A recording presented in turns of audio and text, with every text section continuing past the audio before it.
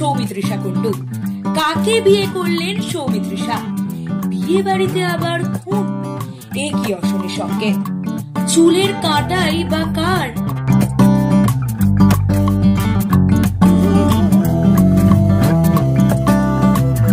সৌমিত্রিষা কুণ্ডু টলিউডের জনপ্রিয় অভিনেত্রী। তিনি জি বাংলার মিঠাই ধারাবাহিক দিয়ে দর্শকদের মনে জায়গা করে নেবার পর বড় পর্দায় দেবের নায়িকা হিসাবে দেখা গিয়েছে সৌমিত্রিষাকে।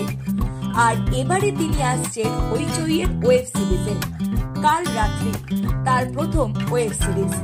অবশেষে প্রকাশ্যে এসেছে কাল রাত্রির ট্রেলার, যেখানে নতুন বউ হিসাবে দেখা যাবে সৌমিত্রিষা কুণ্ডুকে। বিয়ের পরপরই খুন হয় তার বর। বিয়ে হচ্ছে বনেদি বাড়িতে, বরের নাম রুদ্র।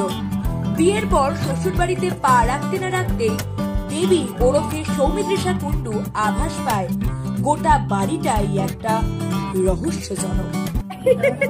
তারপরে ভিতরে গিয়ে দেখতে হবে কেন না কাল রাত্রি এটা আমার ভীষণ ভীষণ একটা মানে পছন্দের একটি সিরিজ, এবং আপনাদেরও ভীষণ পছন্দ হবে।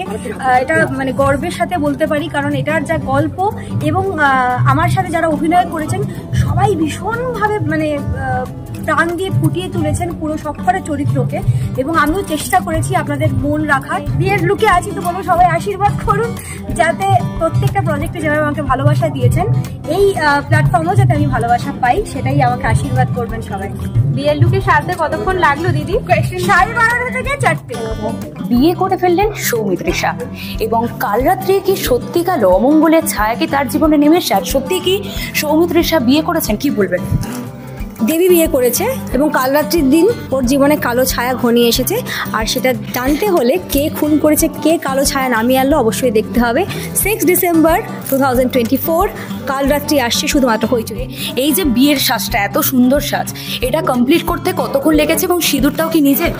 হ্যাঁ, সিঁদুরটাও নিজে পড়েছি, অনেকক্ষণ লেগেছে, 12:30 থেকে 4টে।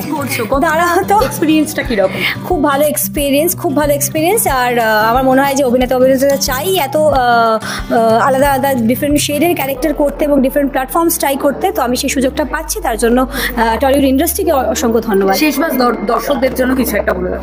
দর্শকদের সবাইকে ফ্যানেদের জন্য অবশ্যই, আমার ফ্যান, আমার ফ্যামিলি, আমার দর্শকদের সবাইকে বলবো যেভাবে ভালোবাসা দিচ্ছে সেভাবে ভালোবাসা দিন, পাশে থাকুন। ধন্যবাদ।